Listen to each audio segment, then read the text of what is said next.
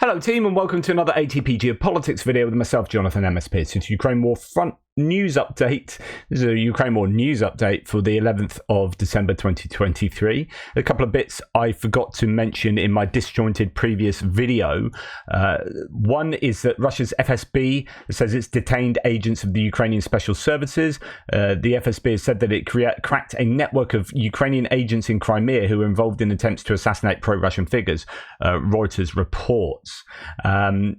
The FSB said the Ukrainian network had also targeted railway and energy infrastructure on the peninsula, said it found caches of arms and explosives and detained 18 agents and accomplices of the Ukrainian Special Services. It said that overall it had prevented 18 terrorist attacks this year in Crimea. FSB, the successor to KGB, operated throughout the Cold War and was once led by Vladimir Putin. So anyway, this is bad news if that has indeed happened. That's a huge success for the Russians. You do hear sometimes that they have arrested members. You're never quite sure whether it is true.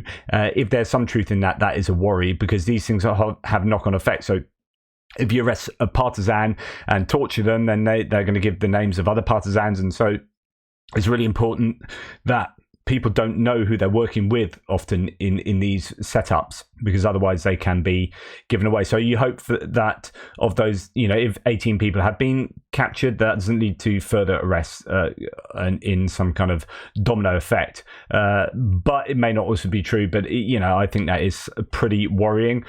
There's one other thing to mention, and that is that the Russians have really basically picked up again activity in the Avdiivka area. Russia unleashes new offensive on Avdiivka, says Ukrainian military, with 610 artillery shellings reported near the eastern Ukrainian town over the past day.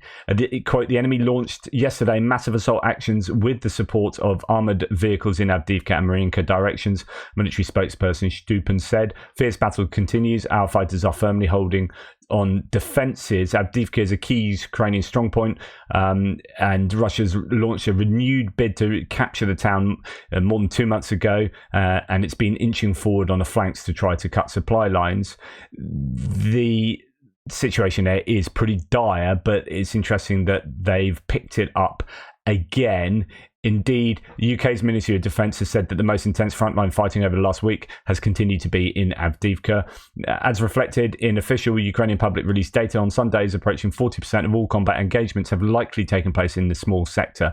The Russian offensives have continued to be characterised by largely dismounted infantry assaults, often by Storm Z penal units. Ukrainian units have likely conducted successful counterattacks, denying Russian forces full control of the village of Stepova. So anyway, it's really picked up there again, and that is worth noting. Right, we're going to come back to some elements of this in the geopolitical section later, but we're going to go now to aid.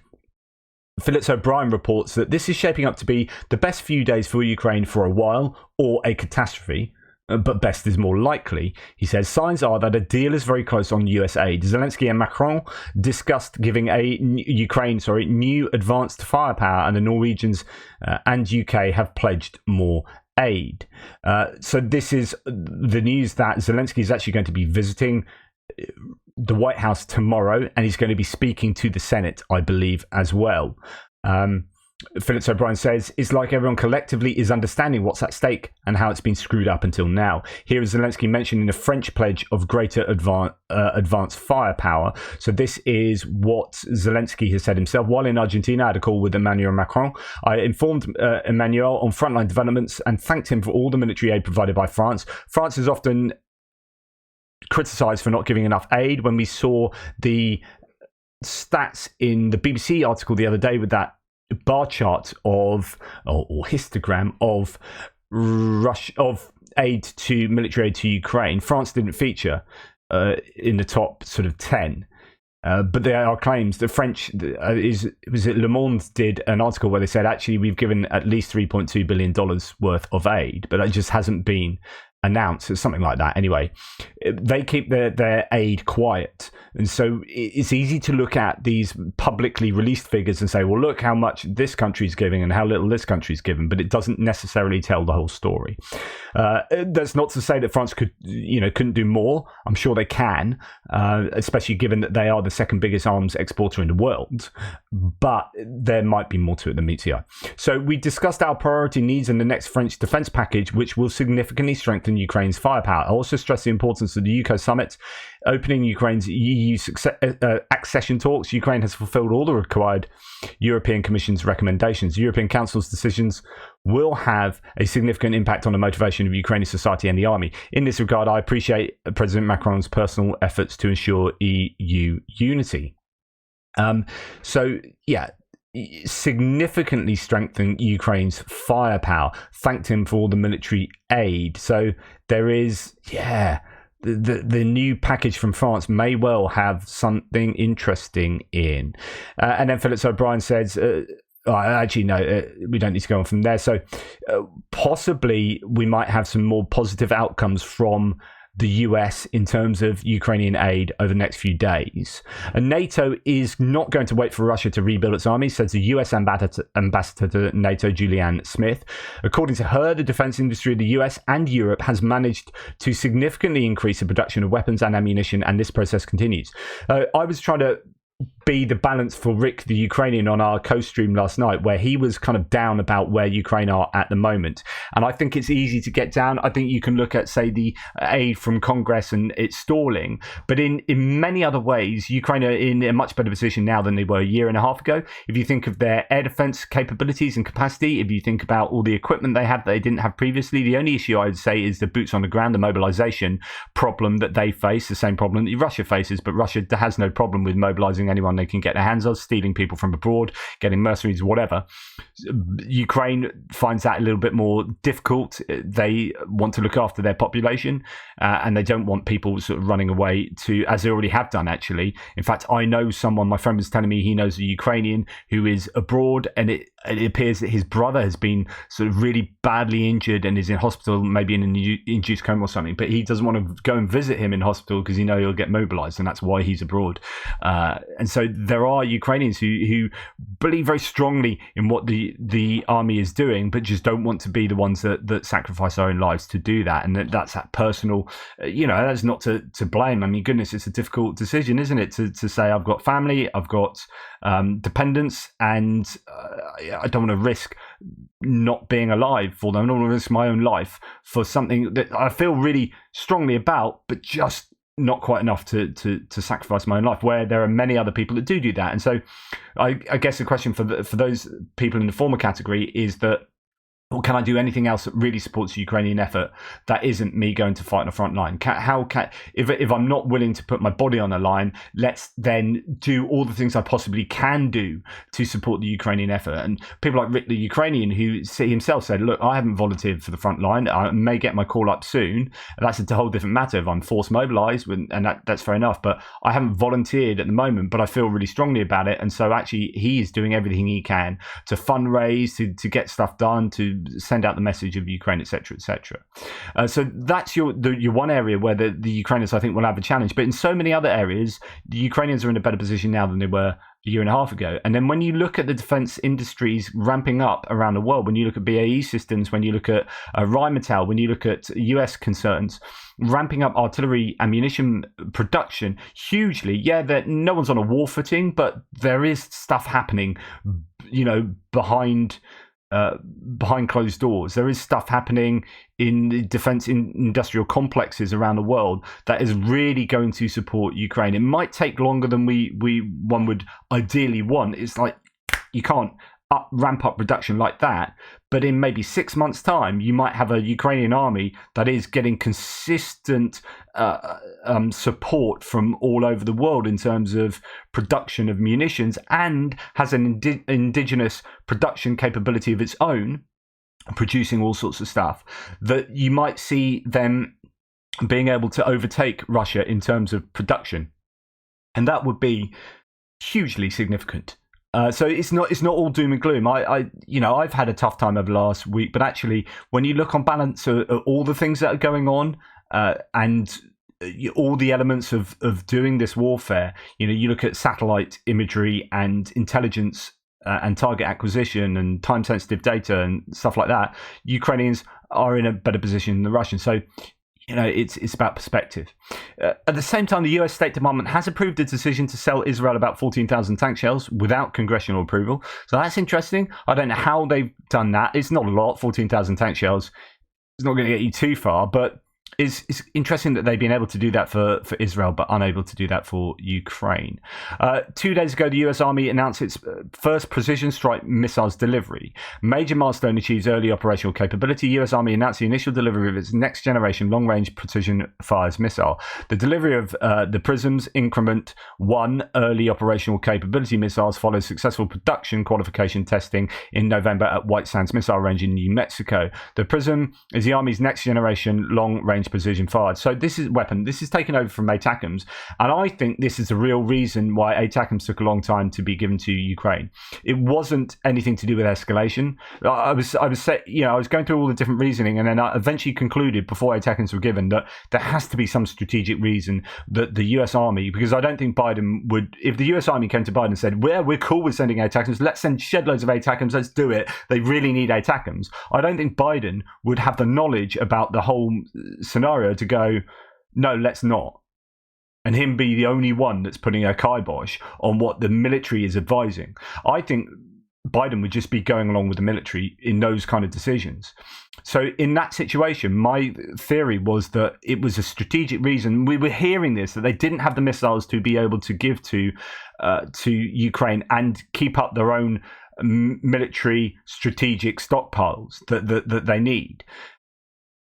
And what happened is they then started getting given, and I think that is fully aligned with the production and delivery of these missiles. So they needed to know that the PrSMs were coming online, had passed the test, and that were going to be produced and delivered to their own stockpiles. And I think what you'll see, and some other people have said this, you'll probably see ATACMS be given to Ukraine at the kind of production rate of PrSMs. So that's why I've included this. This isn't necessarily prima facie to do with Ukraine, but actually it is. I think it will underwrite the delivery of ATACMS, which will have a huge effect, I think, for the Ukrainians. And you might then get unitary warheads with 300-kilometer range as well being given as they are replaced by PrSMs. But that's just my speculation. I'm no expert. UK is to lead a new maritime capability coalition alongside Norway. Defence Secretary Grant Shapps will today confirm Ukraine's procurement of 2 Royal Navy minehunter ships for the Ukrainian Navy. So these aren't the first ships. There are 2 others that have been given. Oh, I've got this somewhere. Where has it gone? I had it somewhere else. But anyway, they've been given 2 other mine ships. I think it's a Sandown class. I think the 2... I may be incorrect here. I think the Netherlands gave a couple of mine hunters that might have been of British origin originally and might be the same class of these. But I could be wrong there. Anyway, these are being delivered to the Ukrainian Navy, and they will be operating these. Now, of course, they won't be able to get these naval vessels into the Black Sea because of the Montreux Convention. And anyway, the mine hunters will get taken out pretty quickly by the Black Sea Fleet without too much of an issue. But I think this is all about, getting expertise into the Ukrainian Navy, training up Ukrainian naval personnel so that they've got a meaningful Navy going forward. I think that's important for sustainability. It's really important that stuff like this happens and won't be your big headline, oh, we've given a whole bunch of ATACMS to Ukraine. But it is like we are training a Ukrainian Navy, like the Royal Navy and the Norwegian, big seafaring nations, getting together and supporting the Ukrainian Navy. I think is going to be super important. And then to have 4 minesweepers ready to go into the Black Sea at the end of the war to clear up the mines, I think is hugely significant. Germany will be able to deliver around 200,000 artillery shells to Ukraine next year. This is a significant part of the planned million, the German Chief of Defense Carsten Breuer said. He added that German industry is currently increasing production. So, again, it's like looking at the positives. Let's take the positives about, from what is going on. And there is It needs to be quicker, of course, can always be quicker, but there is a ramping up of production of all sorts of stuff for Ukraine. The commander-in-chief of the Swedish Armed Forces, General Mikael Biden, visited positions of the 45th Separate Artillery Brigade on the front in the eastern Ukraine. Earlier, Sweden equipped the brigade with its Archer mobile artillery pieces. So the Archers are on the eastern front, and I think that is good news that you have someone high up in the Swedish army going and visiting, and this can only signal that Sweden are wanting to work closely with Ukraine and are happy to provide. Obviously, are happy to have provided the Archer, and hopefully will be able to provide more. There's talk about 1,000 CV90s being constructed under license. That's still kicking around as a potential. So again, it's this ramping up of production, the indigenous production as well. I think that's a BAE Systems. That'll be a BAE Systems co-production there under license. So yeah, there is, as I say, good news. Oh, there it is. The Royal Navy will transfer 2 additional Sandown class mine hunters to the Ukrainian Navy. 2 Sandown classes were previously procured by Ukraine, and again, I think that might have been through the Netherlands, and just commissioned into their Navy this past July in a ceremony in Scotland. Today's announcement is part of the new Maritime Capability Coalition. So yeah, sorry, it's out of position. Right, the UK allocates $4.6 million to support war crimes investigations into Ukraine. The UK government announced this on the 10th, a £3.7 million, $4.6 million package to support the investigation and prosecution of war crimes committed by Russia in Ukraine. There's a lot of work going on. I think it's the first time in history, is it, where they've been collecting this much war crime data while the war is still going on. They haven't waited to the end of it and then they're interviewing people now, they're collecting data now, and they can prosecute now. And in fact, the ICC is issued for Maria Lvova, or whatever her name is, and Vladimir Putin have arrest warrants on their head because there's enough evidence already that they have committed war crimes. UK Foreign Secretary has called to use $350 billion in frozen Russian assets to finance Ukraine reconstruction. So Lord Cameron's also urged US policymakers to approve a new package of aid to Ukraine after Congress blocked a $110 billion package for Ukraine and Israel. So he is still doing the work of trying to convince particularly Republican politicians to release that aid. Components for drones and other equipment of the Ukrainian armed forces are stuck on the Polish border for several weeks, or have been stuck for several weeks. About 200 pickup trucks needed to transport ammunition and evacuate wounded from the front line are blocked at the border. Also 3,000 harnesses stuck there as well. When drivers show Polish truckers documents that the vehicles are for the Ukrainian military, quote, it has no significant effect on the protesters. This is a massive challenge. And I know that Donald Tusk is looking like he's going to announce his government as long as it passes through a particular vote. It looks like Tusk will make a government. And one of the main issues that they'll be dealing with initially will be that border blockade. P-Star11 here. Now, I reported this yesterday, but I don't think I showed the video, but maybe I did. I just wanted to make sure I just showed you the evidence. I'm not just talking out my posterior.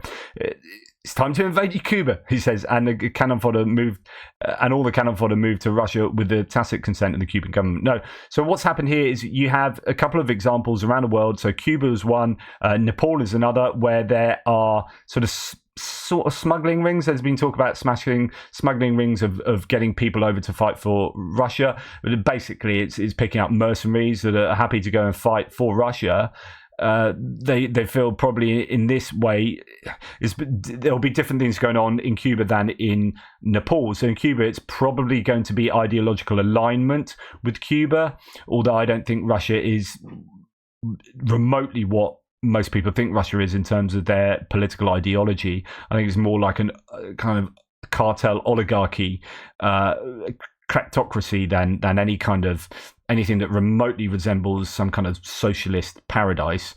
It is this weird concoction of a failed capitalism and a failed socialism. And you put those two together and you've got the present state of the Russian Federation. When you look to Nepal and why they are going over, I don't know, this is my speculation, but we have the Gurkhas in the UK armed forces. In fact, I've got a kukri here, which is a Gurkha knife, I used to live in Hong Kong when it was before 1997, when it's handed back to the Chinese after the 99-year lease, and the Gurkhas were stationed out there fighting on behalf of or part of the UK army. Now, Gurkhas are Nepalese people who, then you get pensions, although not significant pensions and whatnot. It's a good way in Nepal of social mobility, of having a good career is with the UK Armed Forces. But of course, you'll get people in Nepal who come out of the Gurkhas, but then think, well, I still need to, I've got these skills. What can I do? I need some more money, or just people that look to what the Gurkhas do, so I can do a similar thing for the Russian. So it's probably more about social mobility in Nepal compared to what's going on in Cuba. But I don't know. That could just be me. Again, extracting things from rear ends. So Anton Kirichenko here says, quote, we are now, so on to geopolitical stuff, we are now deciding where the border between Russia and the West will be. In fact, let's go and see this firsthand. It's not just coming from the quote from Kirichenko. Right. Why I'm showing you this is we need to listen to what the Russians are saying. So if you've got all this kind of disinformation going around the world from people who are useful idiots for Russia, saying X, Y, and Z, and attacking Ukraine, but kind of not talking enough about Russia. Do you know what? Let's listen to the Russians. What are they actually saying? So here's Putin at his announcement. Again, there's plenty of stuff that seems to come out of this set footage that's coming out from him announcing his campaign for presidency. And he's speaking to, I don't know exactly who she is, but and so she says, should solve the issues you're talking about, to solve the issue of national security, the stability of our borders, the new borders of the multipolar world. She says, after all, we are now deciding where the border between the West and Russia will be. They would like it to be somewhere near Rostov, i.e. the Ukrainian border. Of course, that's where we would like the Russian border to be. And we would like it to be somewhere near Krakow. So we would like the Russian border to be somewhere near Poland. Maybe even a little bit into Poland. Who knows? It's very clear. It's like, that's what they want to do. So they want, at the very least, to have Ukraine fully assimilated, maximally into the Russian Federation. They are looking to invade and take over the entirety of another country. During his visit to Argentina, so yesterday he went to Argentina, Zelensky, to meet with the presidents of Paraguay, Uruguay, and Ecuador. He obviously went for the inauguration of Milei, the new leader of Argentina. Quote, it is very important for us to have the support and powerful united voice of the countries of Latin America. So these are countries we know that the Russian disinformation, propaganda arms are working hard on. The Latin American, the recent White House report came out to say that there is an awful lot of information warfare going on from the Russians in Latin America. So Zelensky's there meeting with these, and it's super important. And he said they support the Ukrainian people in the war for our freedom and democracy. And he was talking about, you talk about, the word I heard was libertad, so liberty, and he's talking about freedom, and he's saying all the right things to these guys, and I think that's super, super important. But at the same time, he, the question is, can anyone read this? So there's a commentary from the Spanish TV, or from the Argentinian TV over this, but there looked like a protracted conversation between Zelensky and Orban, who was also there for Milei, being sort of right-wing authoritarian, arguably, regime that Argentina might end up being. Viktor Orban's there to go, oh yeah, thank you very much, I'll be associated with that. Can anyone lip read this? I wonder what they were saying. And indeed, I think Zelensky's come out and said, we did have a frank conversation about the situation. So this is a frank conversation, and it's good to see them talking. Right. Okay, talking about Viktor Orban, this is a must-read article, and I know this will upset some Republican viewers. I'm sorry, but I've got to report what's happening. There seems to be two areas of the Republican Party. There seems to be the kind of old school Reaganism, which is quite hawkish on the war, which would look at something like Ukraine and say, this is a serious threat. We're back to the old Cold War era geopolitical machinations, and we fully support Ukraine, and we're really in on that. And most of my Republican viewers, I think, would be aligned with that. But some people will also be aligned with, Heritage Foundation, Tucker Carlson, MAGA Republicans, and also like a lot of what they say, if not to say all of it, but a lot of what they say, and will be compromised by some of these bits of news that are coming out with either what Tucker Carlson is saying or what MAGA Republicans like Marjorie Taylor Greene are saying, or what is happening in contexts like this. So the Republicans are to meet allies of Hungary's Viktor Orban on ending Ukraine aid. So allies of Hungary's far-right Prime Minister Viktor Orban will hold a closed-door meeting with Republicans in Washington to push for an end to US military support for Ukraine. Members of the Hungarian Institute of International Affairs and staff from the Hungarian Embassy in Washington will on Monday begin a 2-day event hosted by the Conservative Heritage Foundation think tank. Okay, I'm going to get into this, but probably not in the depth that I'll probably do an extra on this, actually. The first day includes panel speeches about the Ukraine war, as well as topics such as the transatlantic culture wars.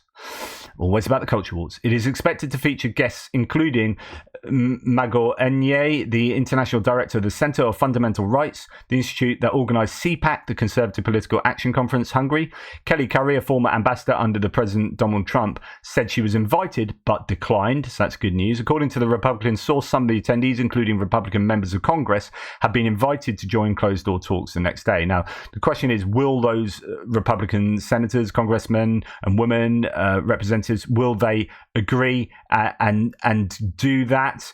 This is an interesting article. Now, again, I will refer you to my article on Carlson, Heritage, Russia, Follow the Money. And this is a really big article I wrote, and I keep saying this, and so much so that I'm going to do an extra on this, I think, probably today, because of that news of what's going on in Washington. I think it's so important.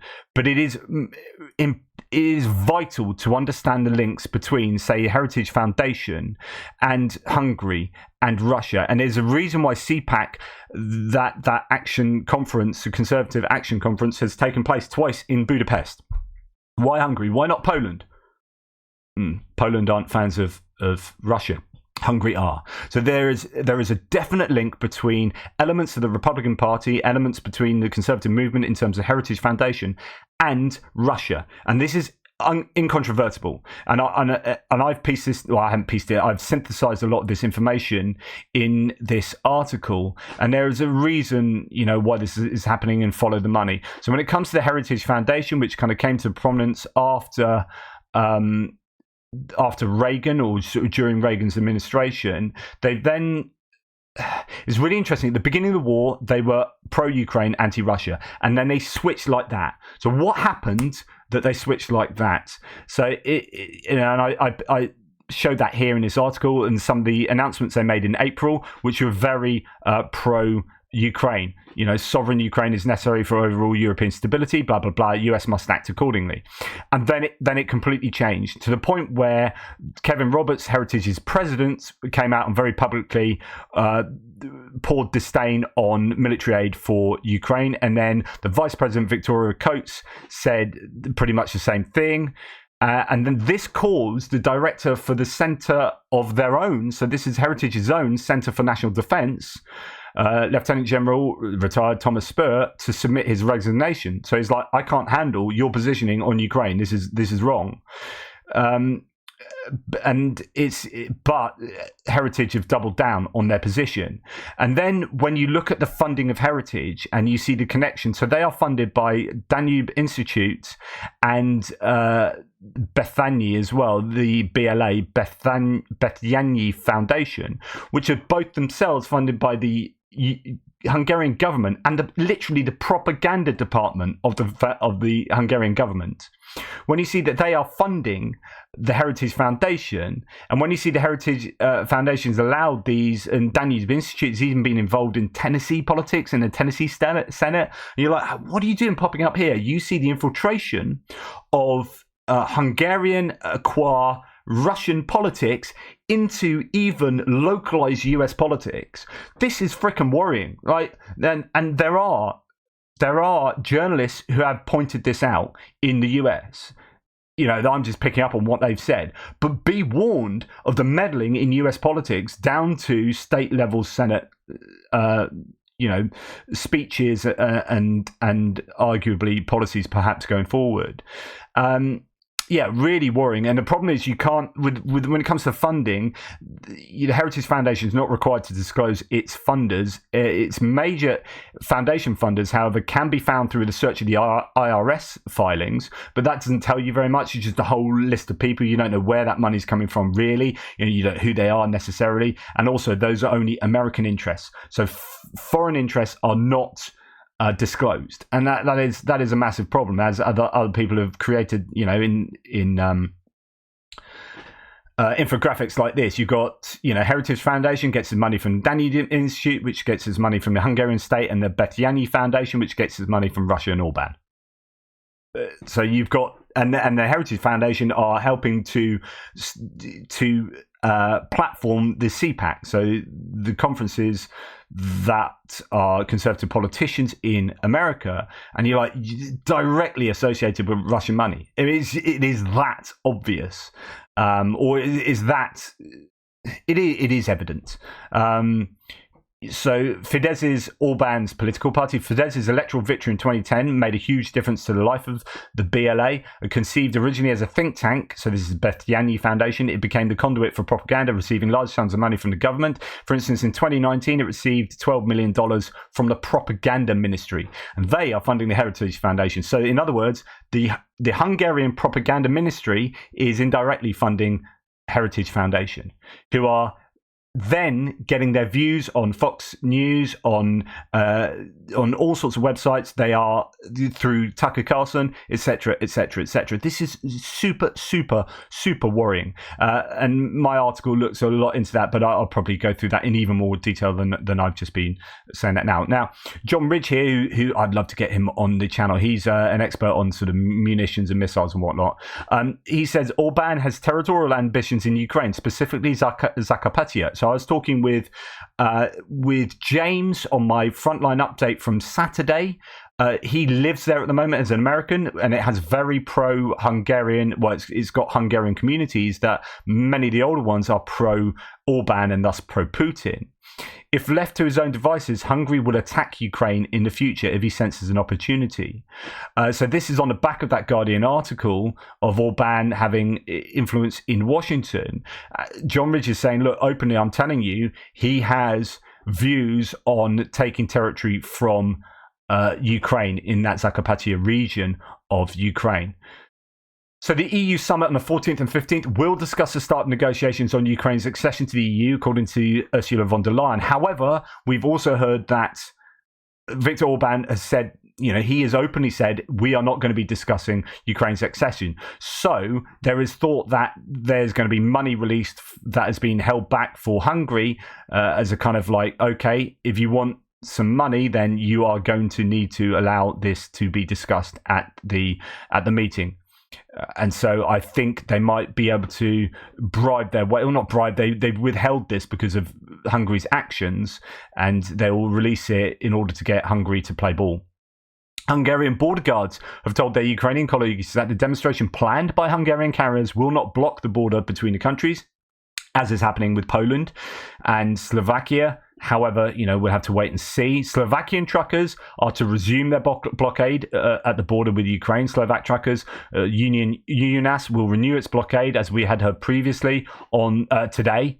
So that is a challenge for the Ukrainians. Now, Polish Sejm will vote tomorrow for a new prime minister. So it's likely that even though most people still voted, not most, the largest minority vote tranche was for the Justice and Law Party, who were already ruling in Poland. However, they only got, I think, 35% of the vote. And no one else wanted to go into, or not enough people wanted to go into coalition with them, so they couldn't push past 50%. So they needed another 16% of the electorate, or of the parliamentarians, to go into a coalition, and they couldn't get that. So then it came to the next biggest I forget the percentage vote that Donald Tusk's party had. He's this chap on the right. But he is going to go into coalition, and it looks like that's going to get through. And he is very much pro-EU, and his coalition will be pro-EU. Now, although support for Ukraine won't change, because Poland generally supports Ukraine, like no matter which side of the political spectrum you're on, unless you go to the extremes. It's very supportive of Ukraine, and Poland has been super supportive. However, I think this will be a net benefit to Ukraine, because where the Justice and Law Party were anti-EU, they wouldn't have been working as closely with the EU to get aid to Ukraine. It would have been much more bilaterally rather than amongst this group of nations.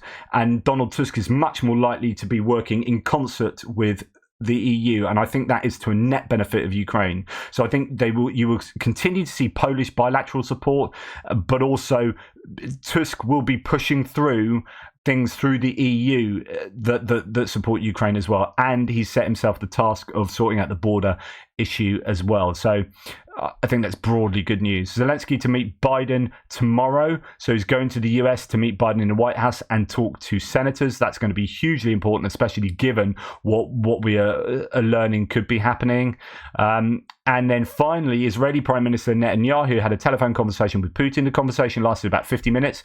Last time they spoke was on October the 16th. And during a call to Putin, Netanyahu expressed dissatisfaction with Moscow's cooperation with Iran, according to the BBC.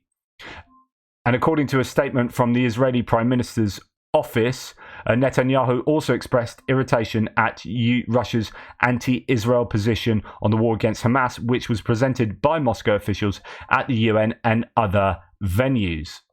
Excuse my Alexa going off for some weird unknown alarm in the background.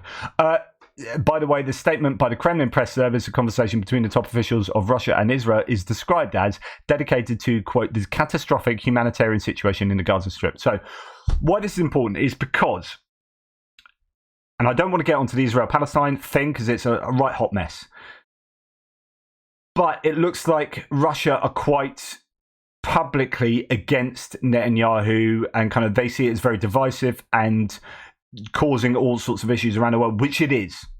There's an awful lot of support for the Palestinian cause, and an awful lot of disdain for the way that Israel have prosecuted their kind of almost retributive bombing on Gaza Strip, and there's a huge number of civilian casualties. But of course, they're trying to also, they're not trying to also, they are trying to destroy Hamas primarily, right? They're not trying to destroy, at least, as according to them, not trying to kill Palestinian civilians. But there's also lots of footage coming out of just not very nice things, very unsavory things going on from Israeli troops as well. And so it's just a real hot mess. Ukraine have got to be careful, because on the one hand, they would love Netanyahu and the military might of Israel to be supportive of Ukraine, and Zelensky is Jewish as well, and there's that connection. But on the other hand, they also don't want to annoy some of those nations around the world who are very supportive of Hamas, who are very supportive of Palestine. So your Middle Eastern nations and the ones that are really important in terms of OPEC, in terms of oil, in terms of sort of being neutral but maybe siding with Russia. So it's a really difficult quagmire for Zelensky to navigate. But here it does look like relations between Netanyahu and Putin are strained, and that if you're taking that completely out of the context of Palestine, that is to the benefit of Ukraine. But it's also complicated. We saw that Likud party official absolutely hammering Russia on RT, on Russia Today, the English version of it, saying that after we finish this with Hamas, we're coming for you, Russia, we're coming for you. And that, Ukraine, if nothing else, really would like some of that military support that Israel can give them, but haven't really at the moment. So anyway, interesting to see stuff like that develop. Thank you for watching. Please like, subscribe and share. Sorry, it's a long one. There's a lot of information coming out. I really appreciate you guys sticking with me. Take care, and I'll speak to you soon.